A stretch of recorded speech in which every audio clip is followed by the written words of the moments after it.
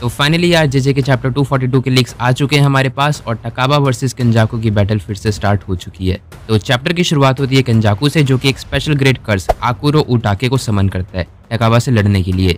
But टकाबा अपने truck से केंजाकू के स्पेशल ग्रेड का चूरमा बना देता है। अब जिसको समझ नहीं आ रहा कि ये ट्रक कहाँ से आ गया, तो मैं समझाता हूँ। एक्चुअली टकाबा जितने भी फेनोमेनन्स को इमेजिन करता है वो मटेरियलाइज हो जाते हैं, मतलब सिंपली बोले तो उसकी इमेजिनेशन रियलिटी बन जाती है। तो तैयार हो जाओ क्योंकि ये बैटल और भी ज्यादा इंटरेस्टिंग होने वाली है। तो अब इसके बाद केंजाकू चच्चा एक पुलिस ऑफिसर बन जाते हैं और टकाबा के ट्रक के पास पहुंच जाते हैं इन्वेस्टिगेशन करने के लिए।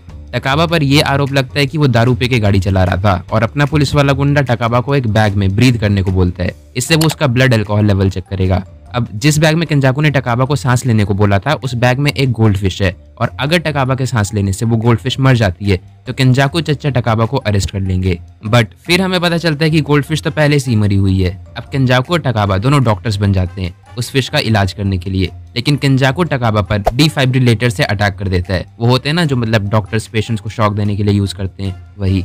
अब वो दोनों फिश को बचा नहीं पाते और टकाबा उदास हो जाता है।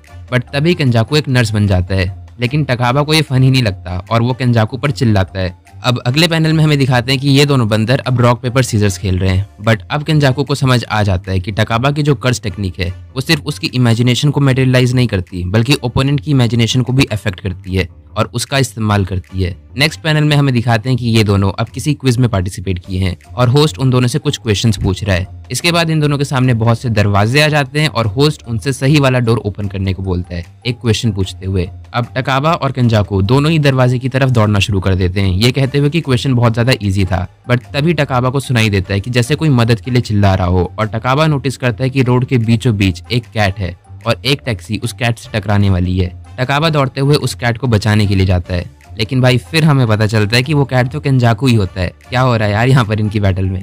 और टैक्सी अब केंजाकू से टकराने की जगह टकाबा से टकरा जाती है। नेक्स्ट पैनल में अब हमें दिखाते हैं कि ये दोनों एक सी में पहुंच जाते हैं और टकाबा केंजाकू को एक वाटर बाइक से दौड़ा रहा होता है। थोड़ी देर बाद दिखाते हैं कि केंजाकू और टकाबा बच्चों की तरह पानी में खेल रहे होते हैं। अब इन सब के बीच केंजाकू ये सोचने लगता है कि उसे कितना मजा आ रहा है, कितने सालों बाद वो इतना एक्साइटेड फील किया होगा। और केंजाकू इवन अपने मन में ये भी कहता है कि वो काफी ज्यादा खुश है कि उसने कलिंग गेम्स को स्टार्ट किया। बट फिर केंजाकू को रियलाइज होता है कि वो क्या बोल रहा है और फिर से टकाबा पर अटैक करने के लिए दौड़ पड़ता है।